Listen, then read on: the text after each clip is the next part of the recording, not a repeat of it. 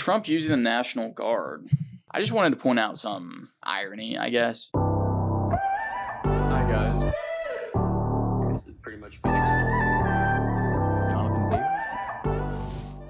President Trump has initiated National Guard deployments in several cities, including Washington, D.C. in August of 2025, Memphis, Tennessee, despite the city not being in the top 10, of course. They have to throw in that. Chicago, Illinois, the Trump administration proposed deploying National Guard troops to Chicago, citing concerns over immigration-related protests. However, a federal appeals court rejected the administration's justification, ruling that protests did not meet the legal standard of organized rebellion. Portland, Oregon, similar to Chicago, the administration's proposal to deploy National Guard troops to Portland has faced legal challenges, with courts questioning the justification for such actions. New Orleans, Louisiana's Republican governor, Jeff Landry, has expressed support for the deployment, stating that the National Guard's need to address rising violent crime in the city. I'll give you what I agree with it about. I agree that major cities have really just dropped the ball for decades now, enforcing violent crime. And again, goes back to what I was talking about with George Soros and his appointed DAs. These people are extremely lax on crime. They'll cite to the inherent systematic racism that is in our criminal systems. But at the end of the day, we've seen it with the murder of that white immigrant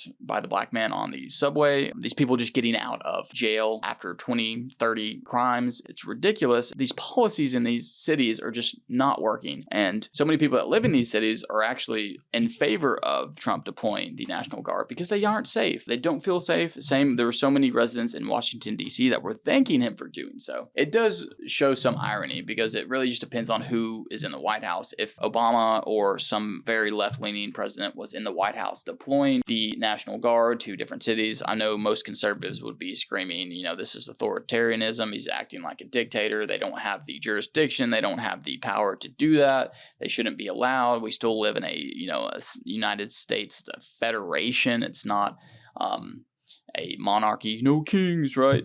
So there is some irony there. But if you look at what they're actually doing with the National Guard and what ICE is doing, unless you can show me proof where they're using that power out of context, they're using it to go after political enemies, they're using it to, instead of arresting and deporting illegal immigrants, they're deporting actual U.S. citizens. If that was happening, then I would be absolutely on board with the left's view on this and saying he's overreaching. But with these cities, and you just saw it with Louisiana's Republican governor, Jeff Landry, has expressed support for it. They're saying, please come help, because these low-level DAs that were appointed by Soros, they're too soft on crime. And our policies are terrible. They don't actually keep criminals in jail. And how many times do people actually repeat offend when they've been in jail? Just look it up yourself. It's a lot.